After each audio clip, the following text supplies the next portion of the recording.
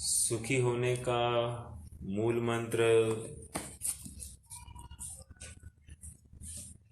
ध्याते हुए जो जीव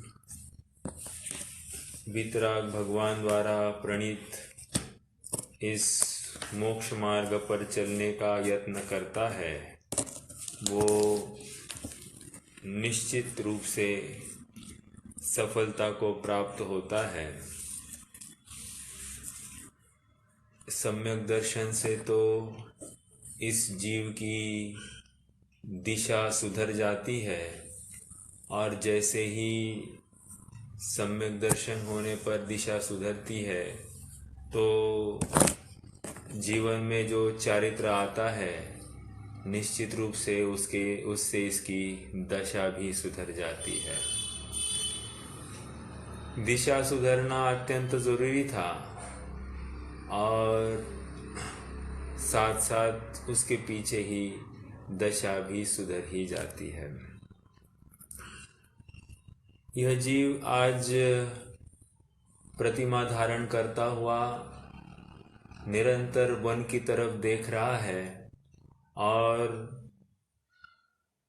ताक रहा है कि मैं कब यहाँ से निकलूं, अवसर को देख रहा है। कोई कहे कि क्या अवसर देखना है, इतना है तो फटाफट निकल जाना। नहीं, ऐसी बात नहीं है। यहाँ पर अत्यंत वीर मार्ग है, अत्यंत गंभीर मार्ग है। कहीं भी उस मुनि अवस्था को, उस दशा को कोई लांछन लगे, उस धर्म को कोई लांछन लगे, ऐसा भाव स्वप्न में भी इस जीव को आता नहीं है। इसलिए जब तक कमजोरी की अवस्था है ये घर में रहकर अपने पुरुषार्थ को बढ़ाने का यत्न करता है। ऐसा एक भी समय नहीं जाता है दिन भर में कि वो अपने स्वरूप को ध्याता नहीं हो मतलब चिंतता नहीं हो, और ऐसा कोई समय नहीं होगा कि वो मुनि होने की भावना नहीं भाता हो। खाते पीते उठते बैठते व्यापार आदि करते समय में प्रत्येक समय में यह अपने आप में मुनि होने की भावना भा रहा है, क्योंकि उसने लक्ष्य ठान लिया है, मुझे तो सिद्ध अवस्था को प्राप्त करना है। अष्टम भू वसु की प्राप्ति के हेतु ये सब किया गया यत्न है। प्रतिमाओं की चर्चा में हमने दर्शन प्रतिमा, व्रत प्रतिमा, सामयिक प्रतिमा, प्रोषद उपवास प्रतिमा, सचित त्याग प्रतिमा और रात्रि भोजन त्याग प्रतिमा या दिवा मैथुन त्याग प्रतिमा की चर्चा की। 6 प्रतिमा हो गई। अब 7वीं प्रतिमा ब्रह्मचर्य प्रतिमा की चर्चा है। हम ब्रह्मचर्य प्रतिमा की चर्चा जो कर रहे हैं, ये जो ब्रह्मचर्य प्रतिमा का के योग्य पुरुषार्थ इस जीव के जीवन में आया है, उसका बीज काफी पहले ही पड़ गया है। यह दूसरी प्रतिमा में ही सचमुच अत्यंत पुरुषार्थी हो चुका है। वैसे आप सबकी जानकारी के लिए बताऊं कि हमारे भारतीय संस्कृति में 4 प्रकार के आश्रमों की चर्चा की जाती है।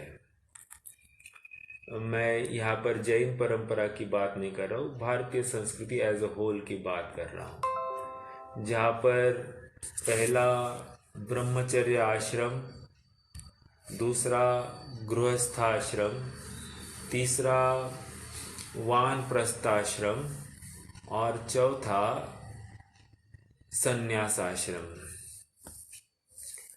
अगर 100 वर्ष की आयु है तो इस 100 वर्ष की आयु को हम 25 25 25 25 ऐसे अगर विभाजित करते हैं तो हमारे ख्याल में आता है कि पहले 25 साल मात्र शिक्षा अर्जन के लिए ही यह जीव व्यतीत करता है और उसे ब्रह्मचर्य आश्रम यह नाम दिया गया है।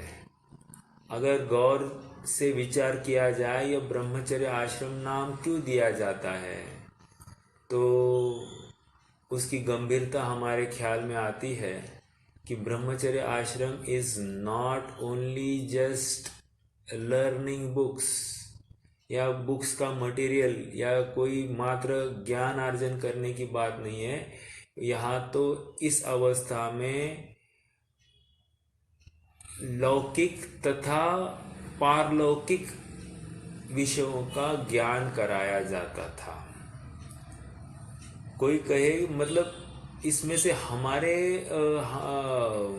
मन में या हमारे धारणा में जो एक विपरीत विचारधारा है कि धर्म की बात तो ये आगे चलकर होती है, छोटे बच्चों को धर्म आदि नहीं सिखाना चाहिए, तो ये बिल्कुल योग्य नहीं है। क्योंकि जो ब्रह्मचर्य आश्रम में जीव थे वही आगे चलकर हो सके पुरुषार्थ हो जाए तो वे ही दीक्षित हो जाते थे। गृहस्थ आश्रम में प्रवेश किए बिना ही दीक्षित हो जाते थे। कहने की बात इतनी है कि ये ब्रह्मचर्य आश्रम कोई साधारण बात नहीं है, यही नींव है। और मान लीजिए किसी जीव का पुरुषार्थ नहीं हुआ कि संन्यास आदि धारण कर ले, तो वह जीव गृहस्थ आश्रम में प्रवेश कर लेता था। और गृहस्थ आश्रम में प्रवेश करने का प्रयोजन मात्र विषय भोग नहीं है, वो तो एक तो संतानोत्पत्ति, एक समाज की वृद्धि, दो, और तीसरा जो योग्य मुनि है उनकी आहार की विधि मिलाने के लिए ये गृहस्थ आश्रम अत्यंत अत्यंत कार्यकारी है। निष्कर्ष इतना है कि यहाँ पर भोगों की बात नहीं चलती है, यहाँ तो धर्म के प्रभावना की बात चलती है, धर्म के उत्थान की बात चलती है। अर्थात जब भी भोग होगा और उस निमित्त से संतान उत्पत्ति होगी तो वो समाज के उत्थान का कार्य करेगा या धर्म के उत्थान का कार्य करेगा, ये भावना उसके पीछे छिपी हुई है। और ये एक बात। और दूसरा, मुनियों के योग्य आहार की विधि मिलाना, ये महत्वपूर्ण बिंदु ये है।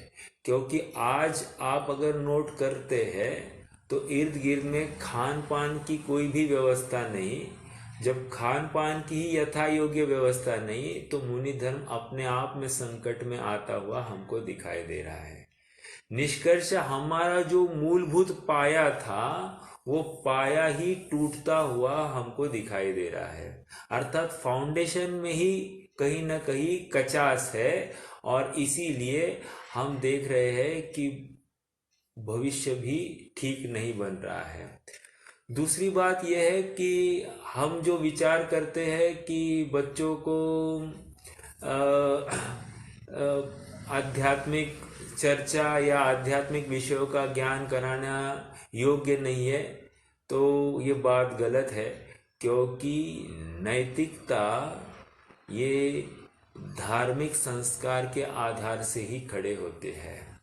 और फिर जीवन में ऐसे कितने ही कठिन प्रसंग आएंगे, ऐसे कितने अपयश के प्रसंग बनेंगे जहाँ पर उस अपयश को पचाने का सामर्थ्य एकमात्र ये वचन, मतलब नीति वचन कहो या जो कोई आध्यात्मिक वचन जो होते हैं, इनको सुनने से ही हो जाते हैं। आप सबको ज्ञात होगा कि ऐसे कितने ही जीव हैं जो आत्महत्या करने के अपयश आने के पश्चात आत्महत्या करने के लिए निकले थे, और बस किसी योग्य मार्गदर्शक उनका निमित्त मिल गया, वे वहाँ से लौट गए और फिर बहुत बड़े मतलब सामाजिक स्तर पर बहुत बड़ा नाम किया गया। जैसे आपको मालूम होगा कि अब्दुल कलाम, जो हमारे भूतपूर्व राष्ट्रपति है, या मिसाइल मैन जिनको कहते हैं, वे भी आत्महत्या करने के लिए निकल पड़े थे परिस्थिति से बेबस होकर, और मार्ग में किसी ने रोक दिया तो रोक कर वे फिर से लौट आए और ऐसे आगे बढ़े जीवन में कि कहाँ से कहाँ पहुँच गए। कहने की बात इतनी है कि मार्गदर्शन तो चाहिए ही चाहिए, और मार्गदर्शन एक अध्यात्म के अलावा और कोई देने में समर्थ नहीं है। भले ही कोई आध्यात्मिक टोन नहीं हो, लेकिन उसका सार वही होता है। आध्यात्म ही एक सार होता है। और इसलिए तिलक को भी जो स्वामी विवेकानंद ने एक बात सुनाई थी, बात ये थी कि तिलक उनको कहने गए थे कि आप क्या दिन रात ये आत्मा आत्मा करते रहते हो, यहाँ पर हम गुलामगिरी में हैं, हमको इन अंग्रेज़ों को हटाना हमारा परम कर्तव्य है, आदि कर्तव्य है, और आप ये क्या लेकर बैठे हो। तो उस समय स्वामी विवेकानंद ने उनको एक बात कही थी कि भारत यद्यपि अंग्रेज़ों की गुलामगिरी से मुक्त हो जाए, लेकिन जब तक भारतीय के जीवन में अध्यात्म नहीं है, वो गुलाम ही बनकर रह जाएगा, ना सही अंग्रेज का, लेकिन अन्य किसी कुप्रथा कुरीति का गुलाम बनकर ही रहेगा। निष्कर्ष इतना ही है कि उनका अंग्रेजों के होने नहीं होने से की बात नहीं है, ये अपने स्वरूप को बिना जाने ये तो गुलाम बना ही रहेगा।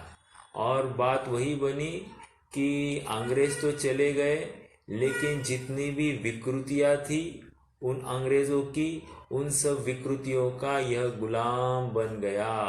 अर्थात जितने भी भोगी वृत्तियाँ इसमें आ गई और ये गुलाम बन गया। कहने की बात इतनी है कि यहाँ पर जीवन में अध्यात्म का अनन्य साधारण महत्व है। ब्रह्मचर्य प्रतिमा की चर्चा कर रहे हैं और हमने उसमें एक आश्रम की चर्चा की, ब्रह्मचर्य आश्रम। आश्रम का यदि आप शब्दशः अर्थ भी देखते हैं तो अधिक श्रम, चौ ओर से श्रम मतलब मेहनत ऐसा भी कहो, या आप इसमें ऐसा कि श्रम मतलब स्थान, अर्थात चौ ओर से प्रकट करने के जो स्थान होते हैं उनको भी आश्रम कहते हैं। और बात इतनी है कि ब्रह्मचर्य आश्रम के बाद जो दूसरा गृहस्थ आश्रम आता है, इसकी भी बात विचार करने योग्य है कि गृहस्थ आश्रम मतलब क्या, सुखी होने का कोई भी एक लाइसेंस नहीं है। और आज तक जितने जन इस आश्रम में प्रवेश कर गए हैं उसमें से एक भी सुखी होकर निकला है क्या, ऐसा एक यक्ष प्रश्न हमारे सामने खड़ा होता है। यक्ष प्रश्न मतलब क्या? एक कथा आती है, हरिवंश पुराण में है, और कथा ऐसी चलती है कि एक बार पांडव और माता कुंती, पांडव मतलब ये 5 जो युधिष्ठिर, भीम, अर्जुन, नकुल, सहदेव, ये इनका राजमहल जलाया गया था और ये चोर रास्ते से निकलकर आ गए हैं और वन में अब पहुंच गए हैं। अब वन में जैसे आए हैं तो इनको थोड़ी सी प्यास लगी है, और इसलिए प्यास लगने के लिए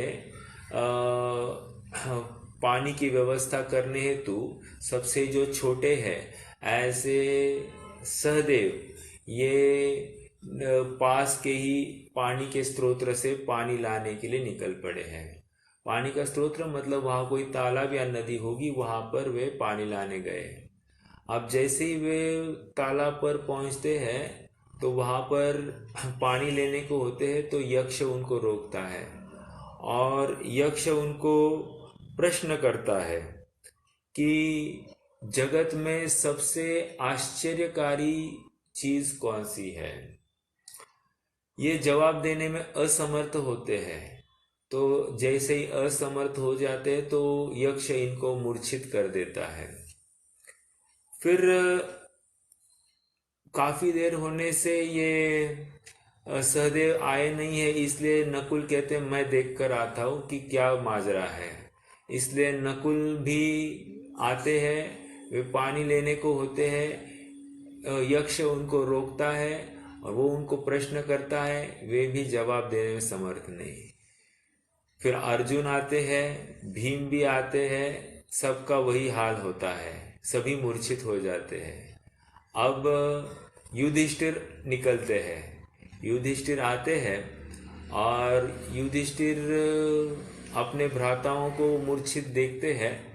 वे पानी लेने को होते हैं तो उतने में यक्ष रोकता है और यक्ष उनको एक प्रश्न करता है कि सबसे आश्चर्यकारी चीज क्या है।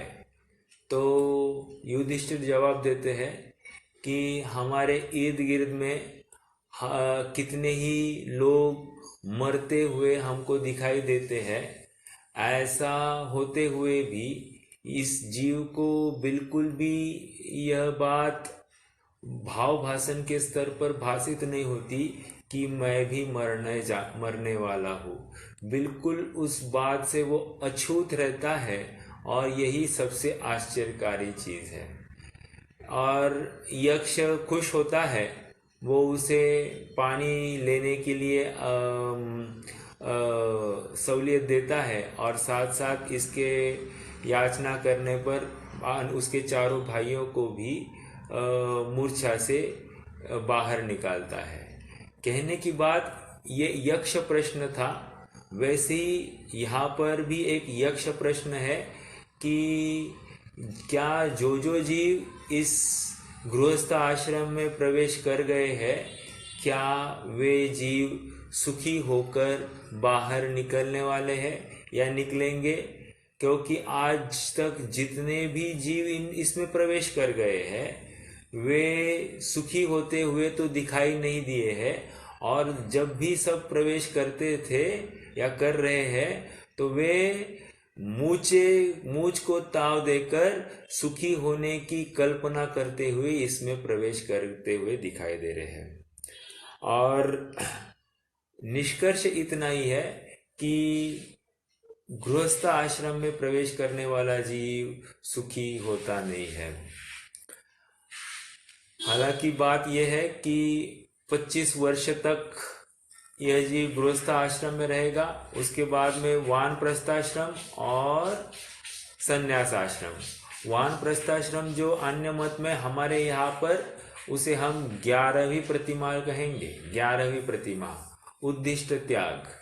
और उसके बाद कुछ ही काल के बाद में वो संन्यास आश्रम अर्थात सभी प्रकार के परिग्रह आदि को त्याग करता हुआ महाव्रत को अंगीकार करता है, सो उसको संन्यास आश्रम अपन कह सकते हैं।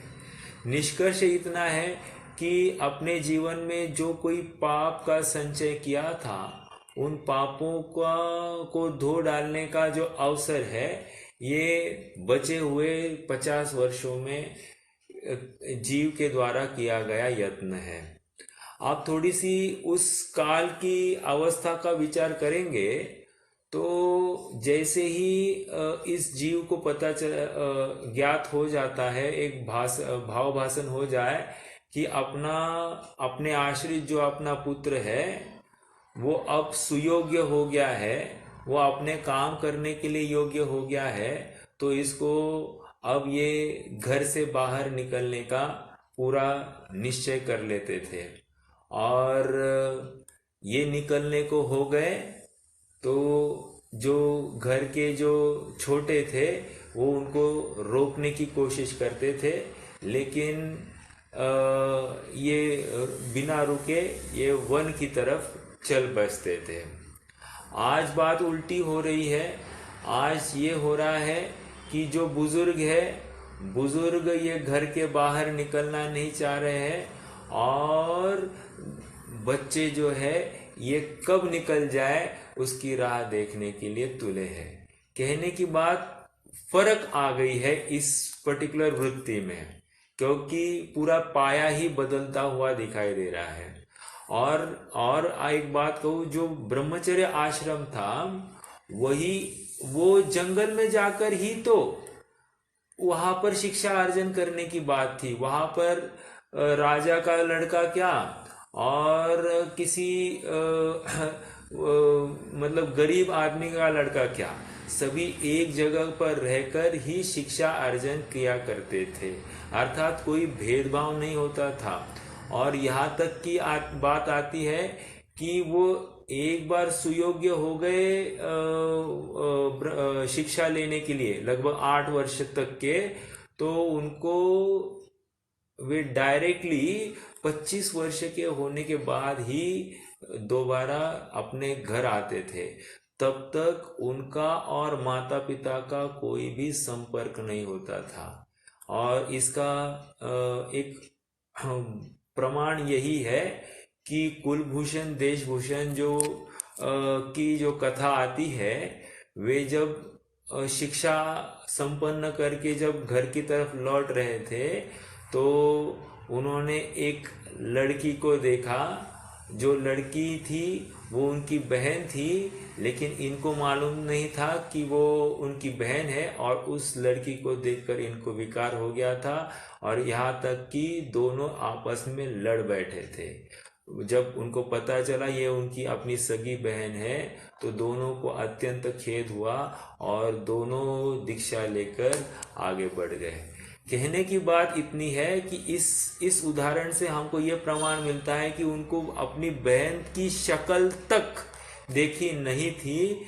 बात यही सिद्ध होती है कि जो ब्रह्मचर्य आश्रम होता था वहाँ पर ऐसा कोई भी मेल मिलाप होता नहीं था। अर्थात उस समय के माता पिता भी कितने अपने हृदय पर हाथ रखकर बच्चों को शिक्षा अर्जन करने के लिए भेज दिया करते थे। ये उस समय की ऐसी प्रथा थी, रीति नीति चलती थी। और ये ब्रह्मचर्य आश्रम में बिताया गया काल ही इतना इस जीव को भविष्य में वानप्रस्थाश्रम कहो या संन्यास आश्रम धारण करने के लिए प्रेरणा देता था।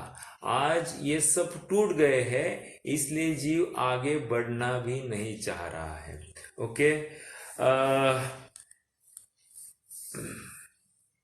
विवाह की बात कर रहे हैं या फिर शादी की बात कर रहे हैं, जहाँ पर हम ये विचार कर रहे हैं कि ये जीव कभी भी किसी भी अवस्था में गृहस्थ अवस्था को धारण करके सुख को प्राप्त नहीं हो सकता है, क्योंकि जहाँ पर द्वंद्व होता है वहाँ पर द्वंद्व होता है। पहले द्वंद्व का अर्थ दोपना और दूसरे द्वंद्व का अर्थ झगड़ा। तो कह रहे जहाँ दो मिलते हैं वहाँ पर आवाज आती ही आती है। जैसे दो बर्तन मिलने से जिस प्रकार आवाज उत्पन्न होती है, वैसे ही जब दो जीव जब एकत्र आ जाते हैं तो आपस में वहाँ पर अनबनाव बनता ही है, झगड़े के प्रसंग बनते ही है। सुख से तो जीव दूर ही होता है। एक बार अपन इस छंद को पढ़ते हैं और विशेष चर्चा करेंगे। मल बीजम मल योनिम गलन्मलं पूतिगन्धि बीभत्सं पश्यन्नङ्गमनङ्गात् विरमति यो ब्रह्मचारी स। अपन इसका टीकार्थ और विशेषार्थ दोनों पढ़ेंगे। मेरे पास प्रभाचंद्र आचार्य की जो टीकार्थ है वो अपन पढ़ेंगे। काम से आकुलित स्त्री पुरुष एक दूसरे के शरीर को देखकर उसके सेवन में प्रवृत्त होते हैं।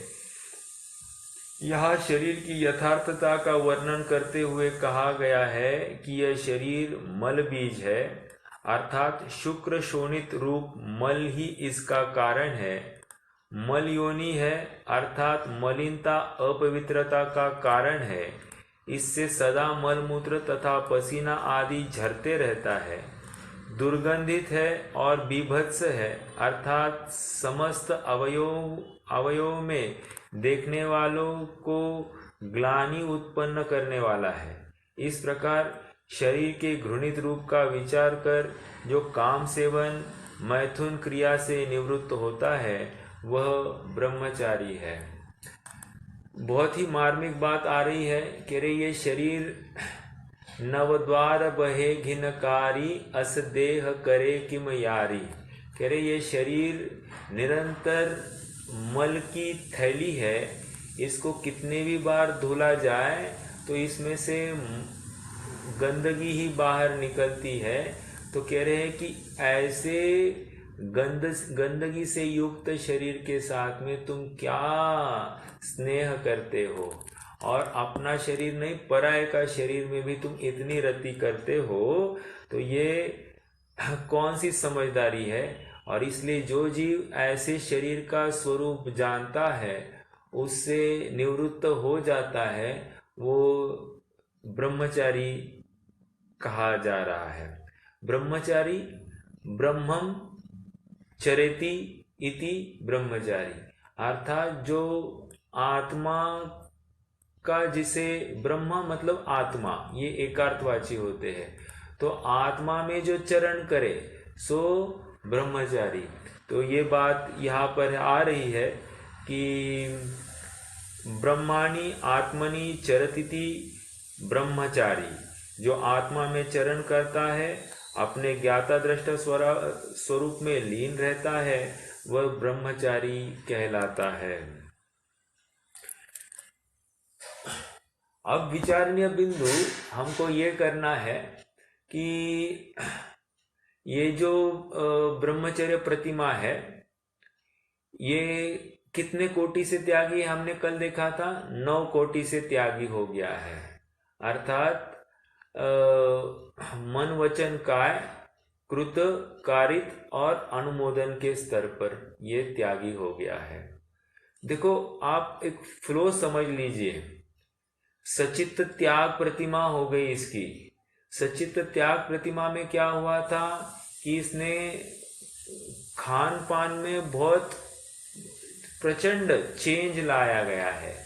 मतलब अभी जितनी भी चीजें खा रहा है वो एक प्रकार से थोड़ी सी कम पोषक ही चीजें खा रहा है और कम गरिष्ठ चीजें ही खा रहा है। जैसे अब ककड़ी भी खानी है तो ककड़ी कैसे खाएगा, एक तो उबाल कर खाएगा, नहीं तो नमक डालकर खाएगा।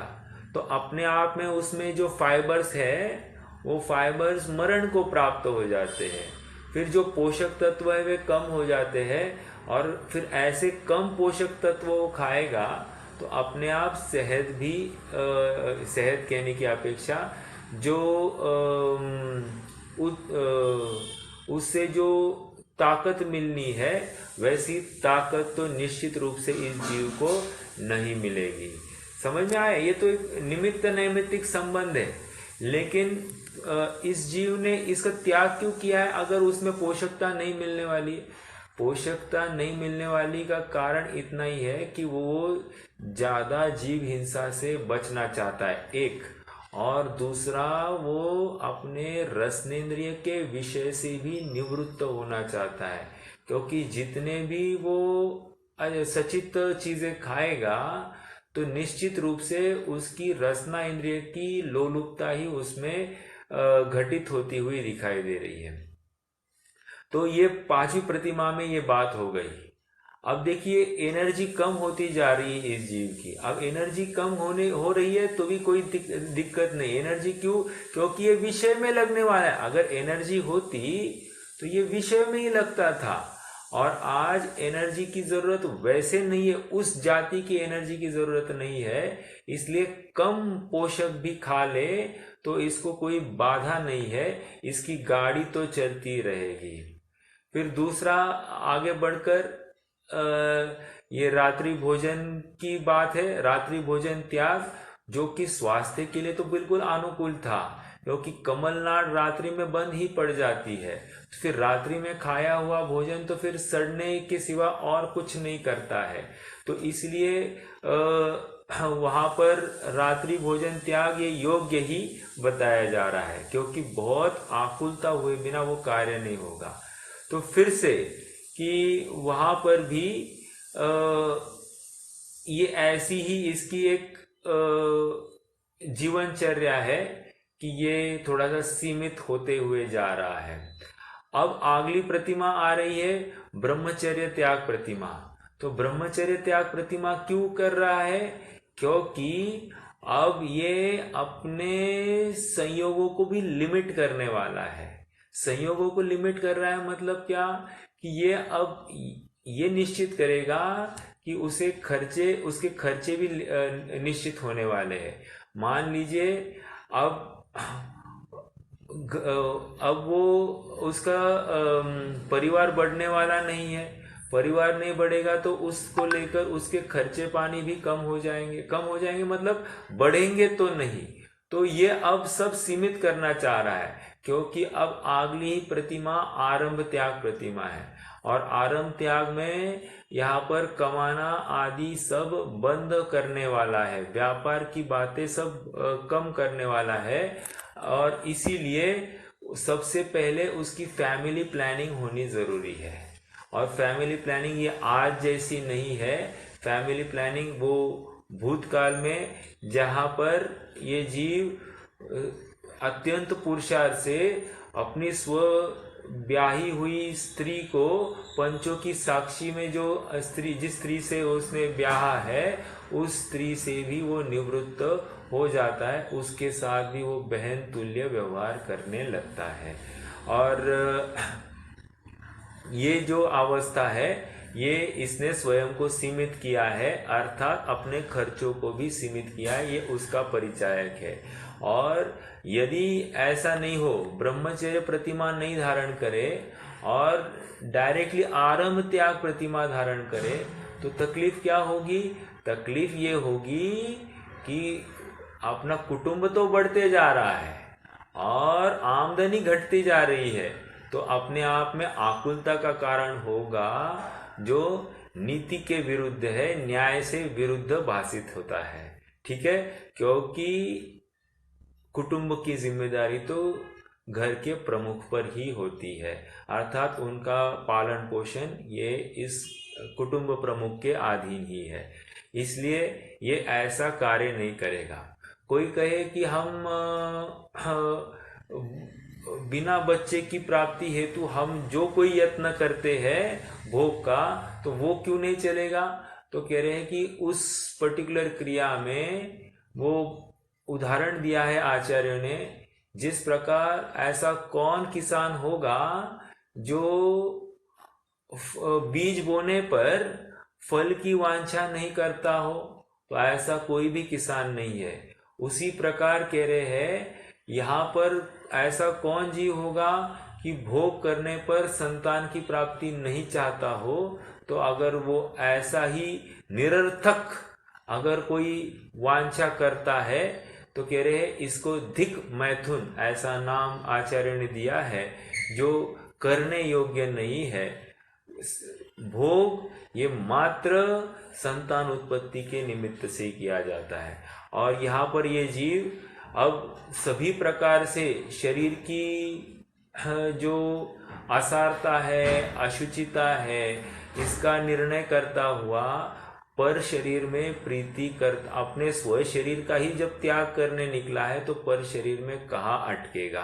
तो ये सहज ही इसको स्वरूप की इतनी रुचि लग गई है कि उसे ये जितने भी भोग है ये असुहावने लगते हैं, और इसके लिए ये स्व स्त्री के साथ भी एक ही पलंग पर बैठता तक नहीं है, क्योंकि जिस प्रकार लोहा लवचिंबक के पास आते ही अपने आप उससे आकर्षित हो जाता है, वैसे ही ये कोई भी पुरुष या स्त्री पास में आने पर एक दूसरे से आकर्षित हो जाते हैं, विकार को प्राप्त हो जाते हैं।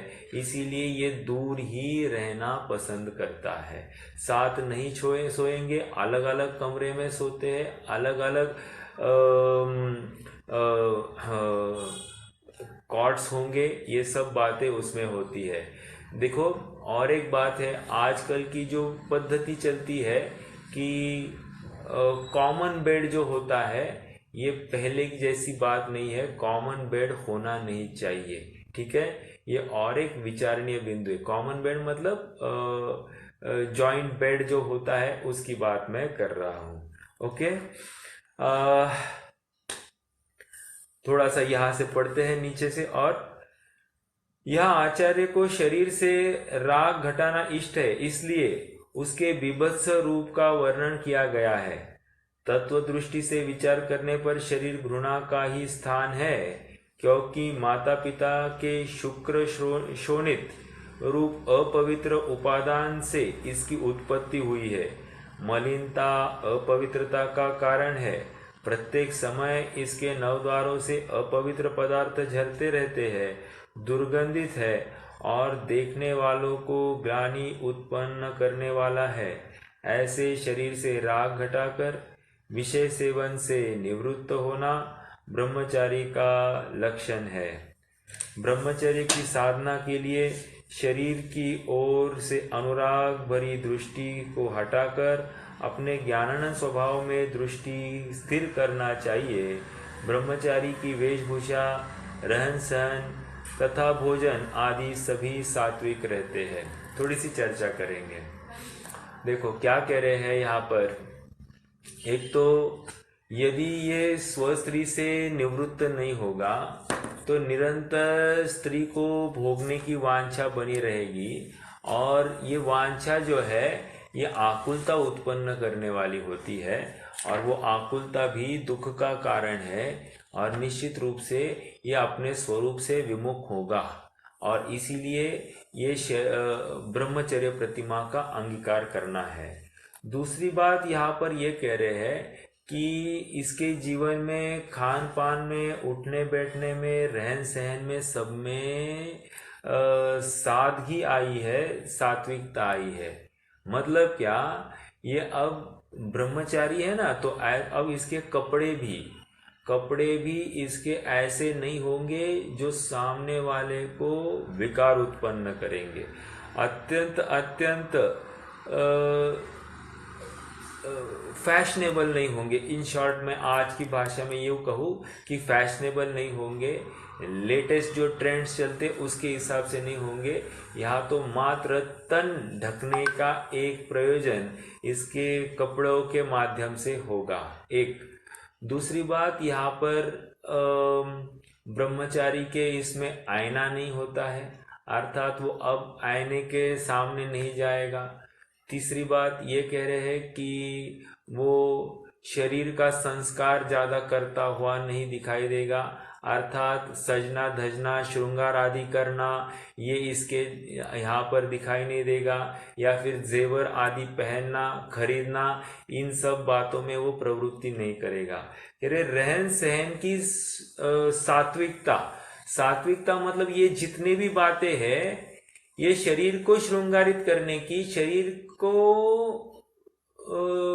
विशेष प्रकट कराने की बातें होगी। और ये क्यों चाहेगा, ये देखो फॉर एग्जाम्पल मैं बाल बना रहा हूँ, या फिर मैं आईने के सामने ही मात्र जाकर देखूं मैं कैसे दिख रहा हूँ, तो देखने का प्रयोजन क्या होगा। निश्चित रूप से एक प्रयोजन ये हो सकता है सर्वथा नहीं लेना, लेकिन बहुलता से यही बात होती कि आईने के सामने, मैं घर के बाहर भी निकलूँ तो आईने में देखकर निकलूँ, इसका मतलब कहीं ना कहीं अभिप्राय में ये बात है कि सब ठीक ठाक तो है, मतलब देखने वाले को मैं आकर्षित कर पाऊँ या नहीं, अभिप्राय में वो बात नहीं होगी, लेकिन कहीं ना कहीं अपन ठीक ठाक दिख रहे हैं, इसका एक ये अंदर में एक बात रहे बिना ये बाहर निकलता नहीं, इसका मतलब इसको कहीं ना कहीं एक आकर्षण की बात है ही। अब मान लीजिए कि बाल अपने नहीं बन रहे हैं, या फिर हम आँखों में कुछ गंदगी आई है, या किसी की दाढ़ी बढ़ गई है, तो इसको लेकर उसको आकुलता नहीं होगी, सहजता होगी, सहजता, क्योंकि शरीर की जैसी अवस्था है सो बन रही है। हालांकि गृहस्थी में है, किसी दूसरे को ग्लानि होगी, इतना खराब तो नहीं रहेगा, लेकिन एकदम सिंपल और सात्विक इसका जीवन होगा, ये यहाँ से भाषित हो रहा है। बाल बड़े नहीं होंगे, बाल छोटे छोटे ही होंगे, और हर 3 महीने में वो बाल को एकदम छोटे, जहाँ उसको प्लक या उसके सेटिंग करना भी संभव नहीं, इतने छोटे उसके बाल होंगे। ओके, और क्या हो सकता है ब्रह्मचारी, इस ब्रह्मचर्य प्रतिमा का? देखो, प्रतिमा अपन कह रहे हैं स्त्री का त्याग, लेकिन मात्र स्त्री का त्याग नहीं, यहाँ पर इसके जीवन में भी जो अमूलचूल बदल आया है उसके ऊपर भी ध्यान देने योग्य है, क्योंकि हर पर्टिकुलर क्रिया से स्त्री भी आकर्षित नहीं हो या उसको भी अपने प्रति विकार नहीं हो, ये भी जिम्मेदारी हमारी होती है। जैसे हमेशा कहते हैं कि कोई, मान लीजिए कि मैंने एक सोने का एक सेट लिया, सोने का सेट लिया, तो मैंने क्या किया कि मैं आपके किसी के घर आ गया और आपको दिखाइए, देखो मैंने अभी अभी ये लिया। अब ये दिखाने का प्रयोजन क्या है? प्रयोजन इसमें एक तो बढ़प्पन है, एक बात, और दूसरी बात ये प्रतीत होती है कि मान लीजिए सामने वाले की हैसियत नहीं है, हैसियत नहीं है, तो ये आपके पर्टिकुलर चीज को देखकर आकुल चित्त होगा कि नहीं होगा? ओके, या वो आकर्षित होगा तो उसको ऐसा ही कोई चीज स्वयं लेने की भावना होगी कि नहीं होगी? निश्चित रूप से हो जाएगी। और इसीलिए ये सामने वाले को प्रभावित नहीं करना, इसकी जिम्मेदारी भी हमारी होती है। तो फिर इसमें कपड़े कैसे पहनना या कितना साज श्रृंगार करना, ये भी विचारणीय बिंदु है। मैं हमेशा एक बात देखता हूँ कि मान लो कोई छोटा गांव है, और गांव में मान लीजिए कि किसी ने, बाजू वाले ने ये एक पर्टिकुलर चीज ले ली, तो उसने ये चीज ली है, इसलिए कोई महिला हमको कितनी उपयुक्त है या इसका विचार किए बिना हमारे घर में भी ऐसी ही चीज होनी चाहिए, ये इसका हट रह सकता है, रहता ही है। और मैंने ऐसे अनेकों घर देखे जहाँ पर ये होते हुए दिखाई देता है। निष्कर्ष ये है कि दूसरे की चीज देखकर हम भी प्रभावित हो जाते हैं, और हमको उसका यूज कितना है ये गौण बात, मात्र उसके पास है इसलिए मेरे पास होना, ऐसे भाव होते ही होते हैं। कहने की बात इतनी है कि ये ब्रह्मचर्य प्रतिमा वाला जो जीव है, इसका रहन सहन भी बहुत ही सामान्य और सरल होगा। बिल्कुल वो किसी को आकर्षित करेगा ऐसा दिखाई नहीं देता। स्टाइल नाम की कोई भी परिभाषा इसके जीवन में नहीं होती है। यहाँ तक कि बार बार बालों में हाथ लगाना आदि आदि जो बातें हैं, ये वो बिल्कुल नहीं करता है। ठीक है, थोड़ा सा और विचार करते हैं। यहाँ तक कि अब देखिए, उसके पास में चप्पल भी पहनना बंद करेगा, या फिर छाता आदि का उपयोग करना बंद कर देता है। क्यों, ये सब क्यों करेगा? ये इसलिए करेगा क्योंकि अब इसका प्रवेश एक अगले पड़ाव में होने वाला है, जहाँ पर बिना चप्पल आदि के गमन करना है। तृण या क्या है वो, कांटा चुभ जाए तो कांटे को भी सहन करने की तृण परिषद जय, इसकी सहज प्रकट होना है। तो ये आज ही उसकी तैयारी कर रहा है। समझ में आ रहा है? तो हर पर्टिकुलर चीज में हमको वहां पर भविष्य का की सोच दिखाई दे रही है। जैसे अब आईने के सामने नहीं जाना, वह वन में या जंगल में इसको आईना कौन ला कर देने वाला है? तो मैं कैसे दिख रहा हूँ, कैसे मेरी दाढ़ी हो गई है, कैसे बाल हो गए हैं, इसका भी विचार नहीं आता है। और यहाँ पर आज जितने भी कलप आदि करते हैं, बालों को काला करने का जो कोई प्रयास होता है, अपनी उम्र छुपाने का जो कोई प्रयास होता है, ये यहाँ पर ये सब बातें हट जाती है। तो विचारणीय बिंदु ये है कि ब्रह्मचर्य प्रतिमाधारी जीव जो होगा, ये सब स्वयं के श्रृंगारित करने के जितने भी साधन है, उन सब से निवृत्त होता हुआ दिखाई देगा। खान पान की बात तो हमने सचित्त त्याग प्रतिमा में विशेष की है, तो उसकी बात नहीं कर रहे, लेकिन बहिरंग स्वरूप भी कितना सरल और सुव्यवस्थित है, ये हमको दिखाई दे रहा है। अर्थात यहाँ पर कोई भी आकर्षित हो जाए, ऐसा कोई भी कार्य इसके द्वारा होता हुआ हमको दिखाई नहीं देता है। ठीक है?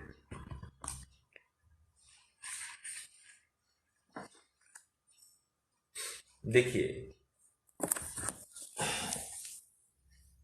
ये एक बात आती है, जैसे गृहस्थ जीवन में ये जीव प्रवेश करता है, तो कहा क्या जा रहा है कि दो जीव मिलकर शुभ मंगल हो रहा है। शुभ मंगल क्यों कहते हैं?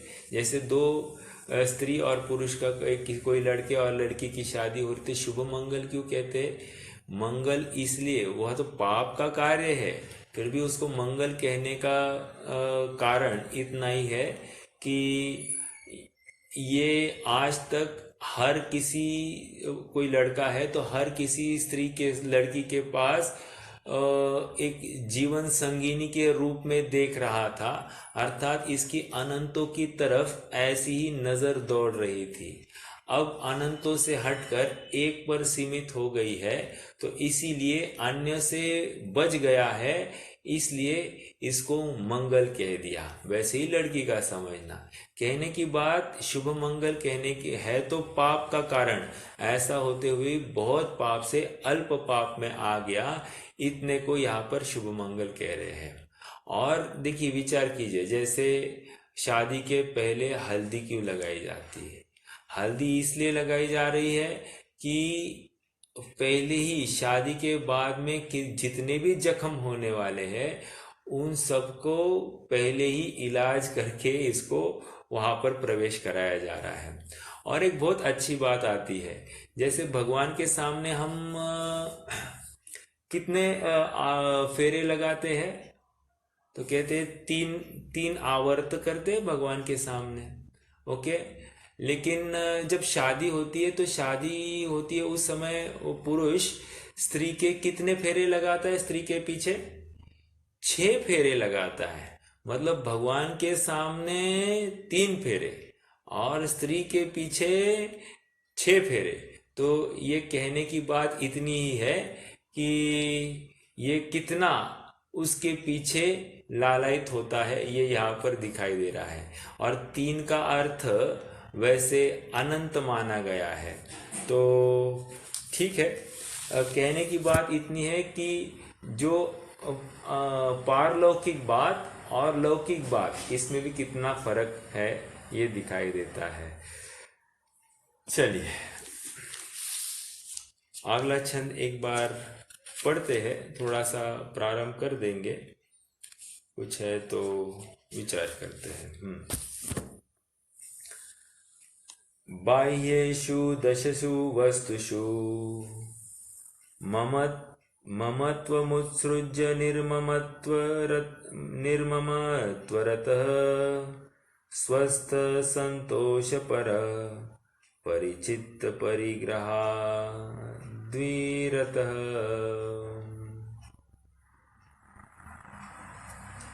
भैया आरंभ त्याग चुके हैं क्या? हाँ, अब आरंभ त्याग लेंगे ना। यहाँ पे शायद पहले उल्टा क्रम है थोड़ा। नहीं, बराबर, मैंने आगे एक क्षण में आगे गया। ओ सॉरी। हाँ, सेवा कृषि वाणिज्य। सेवा कृषि वाणिज्य प्रमुखादारंभतो व्युपारमति प्राणातिपात हेतयोर। ये फिर से, प्राणातिपात हेतयोर सावारंभ विनिवृत्ति विनिवृत्त। एक बार फिर से कहेंगे।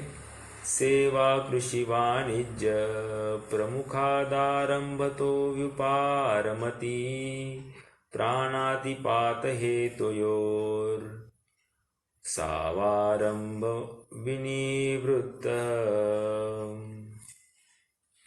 संधि करते हैं। सेवा 1, कृषि 2, वाणिज्य 3, प्रमुखात प्रमुखात आरंभतो आरंभतो आरंभतः व्युपारमति व्युपारमति व्युपारमति प्राणातिपात हेतुः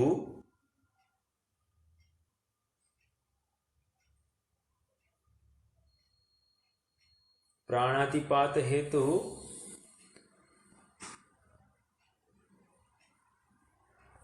हेतु संधि क्या होगी? हेतु अयो यह आसावारंभ आरंभ विनिवृत्त। ठीक है, आरंभ विनिवृत्त, असो आरंभ विनिवृत्त। ठीक है, देखो फिर से इसकी संधि देखते। सेवा कृषि वाणिज्य प्रमुखात आरंभतो व्युपारमति प्राणातिपात हेतयोर असौ आरंभ विनिवृत्त। ठीक है, अब इसकी संधि अर्थ देखते हैं। यह मतलब जो सेवा मतलब नौकरी, सर्विस, कोई भी सर्विस होगी उसको दे रहे।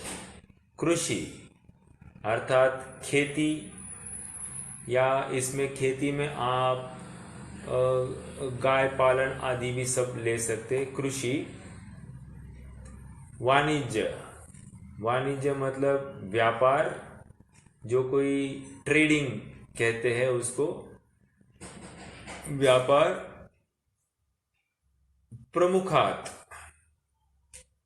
प्रमुखात मतलब आदि, और इससे रिलेटेड अलाइड जितने भी होंगे वो सब समझना। अब देखो यहां पर इन्होंने आरंभ त्याग में कमाई की बात कर ली है, लेकिन जब आरंभ कह रहे हैं तो यहां पर इसके गृहस्थी संबंधी भी आरंभ की बात ले लेनी चाहिए। ठीक है, देखो तो सेवा कृषि वाणिज्य प्रमुखादार आरंभ तो व्युपारमति मतलब विरक्त होता है, अर्थात आरंभ के कामों से विरक्त होता है। सेवा कृषि वाणिज्य आदि आदि जितने भी आरंभ के कार्य है इनसे वो निवृत्त होता है। एक, प्राणातिपात हेतु जीवों की हिंसा होने के कारण। क्यों निवृत्त हो रहा है? कह रहे जीवों की हिंसा होने के कारण। असौ, असौ मतलब वह आरंभ विनिवृत्त, आरंभ त्याग प्रतिमावान जीव है। ठीक है, भावार्थ पढ़ते हैं। जो व्यक्ति हिंसा के कारण नौकरी, खेती, व्यापार आदि के कामों का त्याग कर देता है वह आरंभ त्याग प्रतिमावान कहलाता है। अब देखिए, थोड़ा सा आज थोड़ा सा चर्चा करेंगे, अगली बार थोड़ी सी विशेष करेंगे। देखिए, आरंभ त्याग डायरेक्टली आया नहीं है, ऑल ऑफ सडन आरंभ त्याग नहीं होगा। पहले भोगोपभोग परिमाण होगा, फिर भोगोपभोग परिमाण होने के बाद में सचित्त त्याग हो गया, फिर रात्रि भोजन त्याग हो गया, और फिर ब्रह्मचर्य प्रतिमा आ गई। ब्रह्मचर्य त्याग में, इस ब्रह्मचर्य प्रतिमा में इसने अपने खर्चों को लिमिट कर दिया, और मतलब खर्चे नहीं बढ़ेंगे ये बात पक्की कर ली, और उसके बाद में ही इसने आरंभ त्याग किया है। अर्थात आरंभ त्याग आज ऑल ऑफ सडन नहीं किया है, कहीं ना कहीं इसमें अब ये निश्चित कर लिया है कि मेरे आश्रित जितने भी जीव है, ये अपने पास जितनी पूंजी है इसमें ये रह सकते हैं। एक, या कोई लड़का आदि कोई हो, वो सुयोग्य हो गया तो इसने व्यापार आदि से पूर्णतया निवृत्ति ले ली। ये इस प्रकार भी इसका अर्थ हम निकाल सकते हैं। तो ये आरंभ त्याग प्रतिमा जहाँ पर आरंभ से हट गया है, उसकी अब आरंभ कितने प्रकार के हैं, कैसे कैसे हो सकते हैं, उसके स्तर क्या है, ये सब हम अब अगली कक्षा में देखेंगे। आज तो एक छोटा सा इसके ऊपर अपन ने पढ़ लिया, विशेष अपन चर्चा भविष्य में करेंगे। कोई प्रश्न है तो पूछ सकते हैं, नहीं तो फिर आज रुक जाएंगे। भैया ये बाल ब्रह्मचारी रहते हैं और ये समझा भी अपने 8वीं 7वीं प्रतिमा, इनमें क्या फर्क है? हाँ, देखिए, बाल ब्रह्मचारी तो कॉलेज में भी सिखा देता, वो सब वैसा भी है ना? हाँ, देखिए, बाल ब्रह्मचारी अपन उसको ब्रह्मचर्य आश्रम में एक पहले उसमें ले सकते हैं। ओके, एक जो शिक्षा अर्जन कर रहा है उसको अपन बाल ब्रह्मचारी कह सकते हैं। दूसरा, अब मान लीजिए शादी के योग्य हो गया है उसकी उम्र, और फिर भी वह जीव शादी गृहस्थ आश्रम में प्रवेश नहीं करता है, तो उसे बाल ब्रह्मचारी कहा जाता है। अब ये बाल ब्रह्मचारी जो है, ऐसा नहीं समझना कि ये ब्रह्मचर्य प्रतिमा है, क्योंकि प्रतिमा अलग चीज है और बाल ब्रह्मचर्य ये अलग चीज है। बाल ब्रह्मचर्य मतलब यहाँ पर प्रतिमा में उसके ऐसे परिणाम ऊंचे हो जाते हैं कि अब उसको स्त्री के प्रति उस जाति का राग ही होता हुआ दिखाई नहीं देता, जो कि बाल ब्रह्मचारी के अपन ऐसा नहीं कह सकते हैं। ठीक है, भले ही वो बाहर से वो स्त्री का त्यागी दिखाई दे रहा है, बाल ब्रह्मचारी और ब्रह्मचर्य प्रतिमा वाले ऑलमोस्ट बाहर से स्त्री के त्यागी दिखाई दे रहे हैं, लेकिन अंतरंग स्तर पर ये परिणामों में हीनाधिकता निश्चित रूप से पाई जा सकती है। वो एक तो उस जीव के ज्ञान गोचर होगी या केवल ज्ञान गोचर होगी, ऐसा अपन समझ ले।